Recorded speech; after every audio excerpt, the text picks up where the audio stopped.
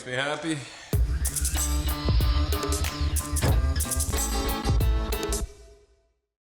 So previously on this build, I came out and admitted that I parked my Silverado almost 3 years ago, but it was time to rebuild it.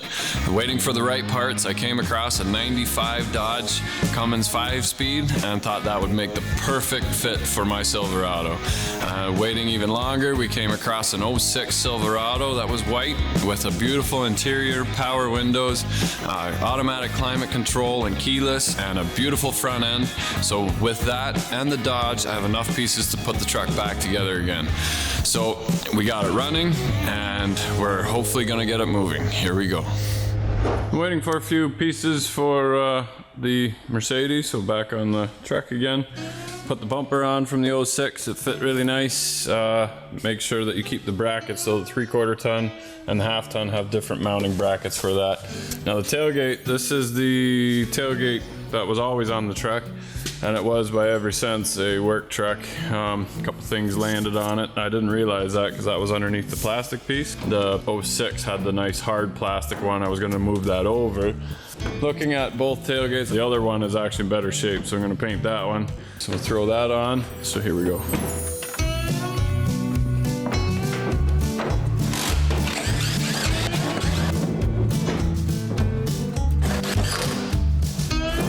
These stickers, it might be cracked, but the best way to get these off is to just hit it with a heat gun or a torch, just very carefully. Just get the glue soft underneath it. And it's a game of just staying slightly ahead of it. Doesn't take much, but you want to soften the glue to take the glue off with it. So I didn't do too bad. You can see a little glue there. And then one little strip right here, you can just see it's a little bit shinier.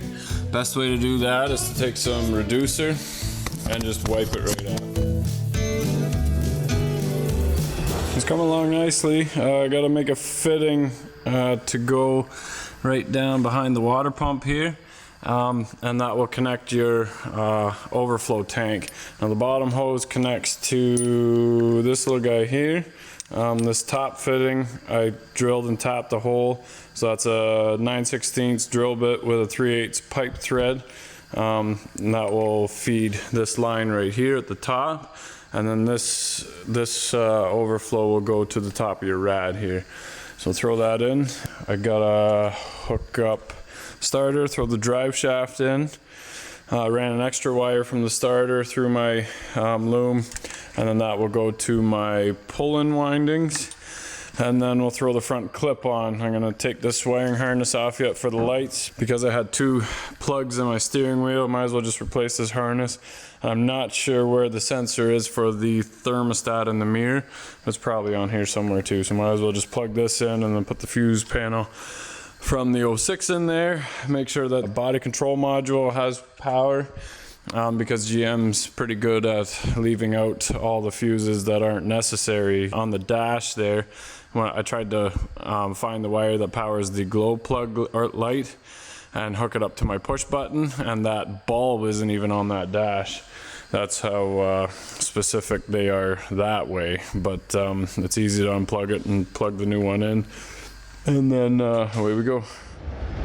All right, so basically everything that I can do kind of behind here while the rad is off is pretty well done. I ran my wiring. I haven't done the machining on the plate yet, but I don't have an extra crank gear. I'm picking that up later for my LS swap. You see it in the corner there. So I'm hopefully trying to find a truck with a good transmission, because I know somebody needs a transmission and a bad engine, so I can take the gear off, and then the crank sensor, a couple other small things. Also the alternator, I want the alternator. Probably use the alternator off of the Mercedes on the LS swap. So this is still the Dodge alternator, and this is still the Dodge AC compressor. I need another clutch. So all of that's coming with whatever I come across, and like I said, I'm not in a huge hurry for this. So right now I'm gonna put the rad back on again and fit it to see where my intake pipes end up, because most likely the computer's in the way, and I gotta sneak it in here or there, whatever. So I only have a few bolts holding the fenders on, so just the bolts right here, I'll take them loose, and that'll give me enough play to just kind of swing the fenders out of the way, because I'm starting to, especially this side's already got a bunch of stuff mounted on it. So here we go. Well, that's the rad in there. This intercooling piping works pretty good. I just cut a piece of the Duramax one out. I have to braze a fitting in on the water pump on the bottom, so I'm gonna run to town and grab that. This hose has to end up here. You can just kind of see the hole there. Not a big deal. This one fits pretty good and kind of loops around, so I should have room for the computer here still. And then I just need to get a longer air-to-air boot here, preferably on an angle, so we'll see what the Wreckers has. This is just too short, just not long enough, so I'll put another one. I'm gonna take the pipes with me to the exhaust shop and see if they can just flare it. At the end I cut a little bit, just put a little bit of a lip on there so that the boots don't fly off. And then I'm gonna look for an 1 3/4 hose, because even though the hose is the right size for it to go from here to here,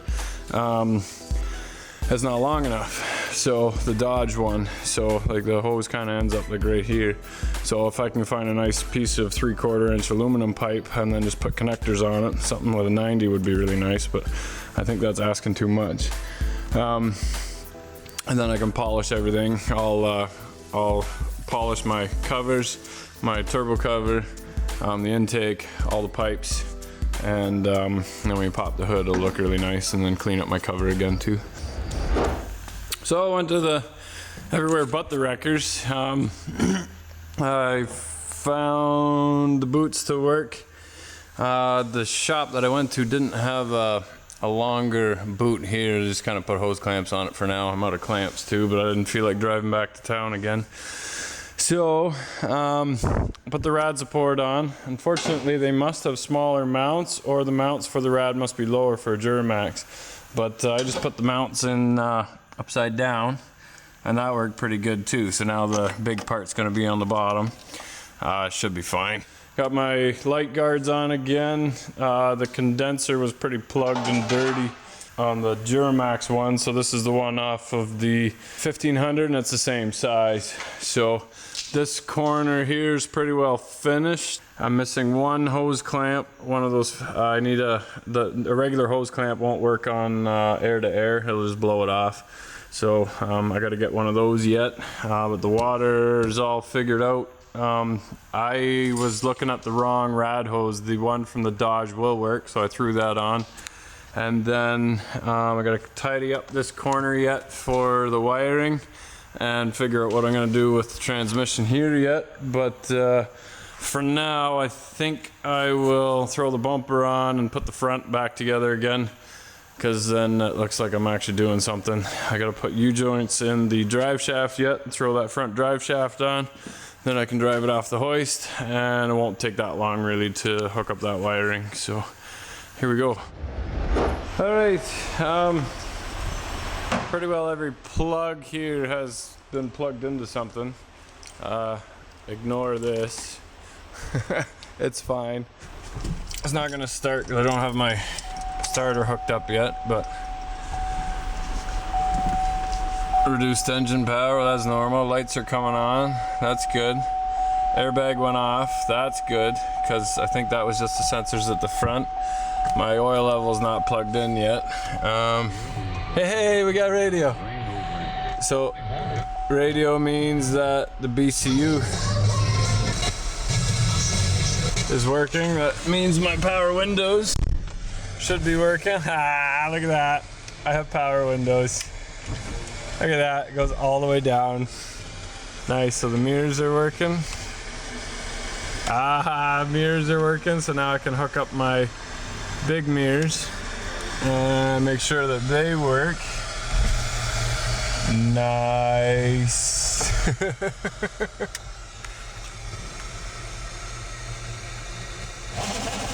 Oh, that's not good. That's some motor trying to do something, so we got an issue there. Oh well, we'll figure that out. Everything is working, the reduced engine power, the airbag light is off, the theft is flashing, but I'll just cover up that bulb, no problem. Interior light is working, that's good. I've got thermostat, so whatever I plugged in was working, and I've got the south. I'm heading south. That's right, that is south over there. I'm so happy. Yeah, I was thinking about bending the stick so that I could rest my hand on there and push the buttons, but with a standard, you can't lean your hand on the shifter. It's very, very bad to do. So,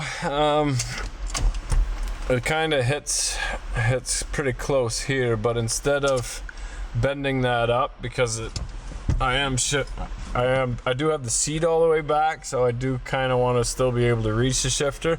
I think I'll just move this back, so weld the brackets, because when this is up, there's still like a couple inches back here, so I'll move that back, so this, when this is up, it's pretty well hitting that, just a little bit away. Then when I'm in reverse, that shouldn't be an issue there. So I can put my shifter in finally all the way, I think. I'll pull this back out again and put the cover on nicely. I can put the covers on my dash here, but I can't do it. Something's going on with the heater there, so I gotta look at that. But I'm really happy about that. I'll hook up my starter and tie that connection there out of the way.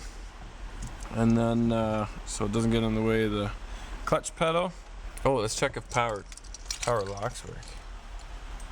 Ha! Look at that. Oh, I never had that before. That's so neat. That one's not working. Oh, there it goes. See? There it goes. Oh yeah, because you have to push it twice. Because the truck is smarter than I am. Nice. Okay, here we go. So I got some new U-joints in here. Turns nice and free now. Both ends there. And this conversion is definitely worth doing, because these U-joints, this goes up against the transfer case. This goes in the front axle, but this U-joint is the same on the GM as it is on the Dodges.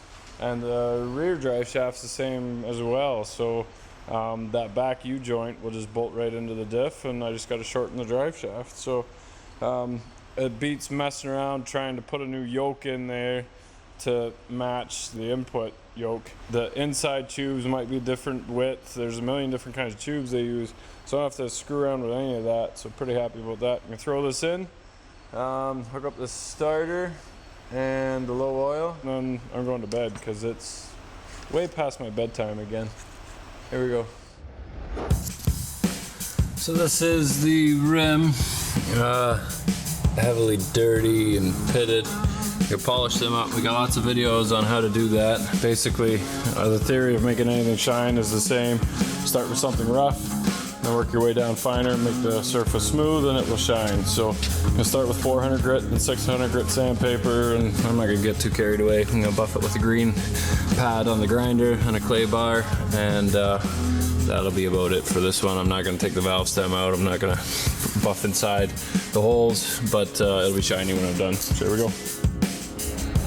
So our Silverado, I'm just picking away at it a couple hours here and there, some nights here and there while I'm waiting for parts for the LS. But in the meantime, I've polished the rims, I've put my tow mirrors on, I put the bumper on, I put the tailgate on from the other truck. I'm really happy with how it looks now, love the stance. There's a few things I gotta do. I'm gonna polish my toolbox, which isn't bolted down, but I had these cheap plastic bed rails and they cracked and they're just crap. Now what do you guys think? There's enough chrome on it between the rims, the step bar, and then the toolbox and the bumper, but I'm not sure. I can polish these rails to a nice shiny, but I'm thinking I might want to paint them black. So put the comments down below and think looking at the truck, I don't know if you're into the matte black rims and that. I like the chrome kind of carrying through, but I'm just wondering if it's too much to have the bed rails shiny. So give me your opinion on that. I'm waiting for a drive shaft. As soon as we get that drive shaft, I can drive it under its own power. I just had to roll it outside for a bit. And looking under the hood here, I started polishing a couple valve covers and I turned it from this into this. So I'll show you guys how to do that in the next video. And I'm also gonna polish my intake and all the air-to-air pipes and also my intake pipe here, and I can probably get the nice shine off the turbo too. So once I put my cover back on, the Chevrolet Cummins turbo, this is gonna be a really nice, I'm really proud of this build. So I still need to raise the bumper up a bit. For some reason I got a gap here, and I'm happy there's a gap here because right now I can't turn my tires because I hit the bumper. So hopefully by lifting it up that inch and a half, whatever that is, I missed the tire, and we can actually take this thing down the road and see how that 5-speed works. We also got another parts truck which had power up and down seats and lumbar support, but the cushions are all worn. So in an upcoming episode we'll show you how to put the new cushions on, but I'm going to move the cushions from this one over to the frame on the other one, hook up the power seats so that my 5'2" wife can still drive it. If she needs to take it to work, she's going to love it. And yeah, we're coming along nicely, just picking away at it for now. The major stuff is done, but I'm getting excited about putting this one back together. I just got to keep going on the LS too, so back on the LS, here we go. Hey, thanks for watching. Don't forget to like and subscribe. If you love the channel, consider picking up a Deboss to make those projects go faster so you got more time to watch YouTube. And remember, if you're not filthy, you're not rich. About 20 minutes after we post any video, one person downvotes it. I bet they drive it forward.